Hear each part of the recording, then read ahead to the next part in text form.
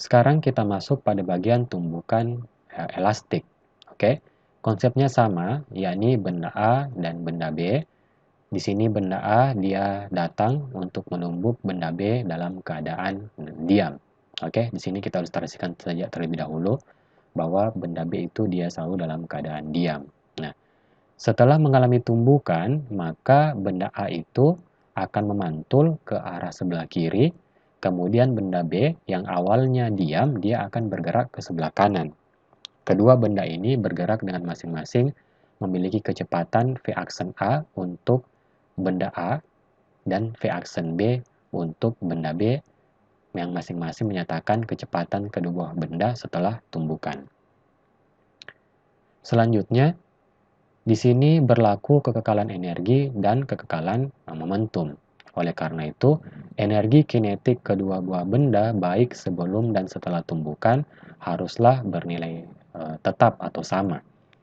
Atau dapat kita tuliskan ke dalam bentuk persamaan berikut ini.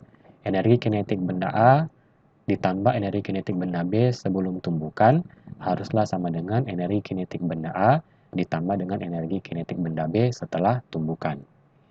Setelah berlaku kekekalan energi kinetik, maka harus juga berlaku kekekalan momentum yang menyatakan bahwa momentum kedua buah benda baik sebelum dan setelah tumbukan itu haruslah bernilai konstan atau tetap, ya. Oleh sebab itu, kita perolehlah persamaan berikut ini. MA/VA ditambah MB/VB sama dengan MA/VA aksen ditambah MB/VB aksen. Perlu diingat kembali, V aksen ini menyatakan kecepatan kedua buah benda setelah tumbukan. Oke, nah dari kedua buah persamaan ini, yakni energi kinetik dan kekekalan momentum, maka kita dapat menentukan berapa besar kecepatan akhir benda A dan kecepatan akhir benda B setelah tumbukan, yakni memenuhi kedua buah persamaan berikut ini. Lebih lanjut, apabila kita selisihkan antara kecepatan akhir benda B dikurang dengan kecepatan akhir benda A, maka kita akan peroleh nilai sebesar VA. Oke, jadi V aksen B kurang V aksen A ini menyatakan kecepatan relatif benda B terhadap benda A, yang tak lain ternyata besarnya itu sama dengan kecepatan awal dari benda A tersebut.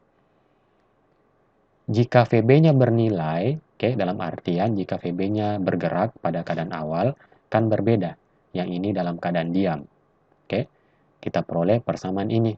Tetapi apabila VB-nya itu dalam keadaan awal dia bergerak juga, maka akan kita peroleh kecepatan relatif benda B dan benda A setelah tumbukan itu tak lain sama dengan minus kecepatan relatif benda B dikurangi benda A. Jadi terlihat bahwa kecepatan relatif benda B terhadap benda A itu dia sama, hanyalah memiliki arah kecepatan yang berbeda. Oke.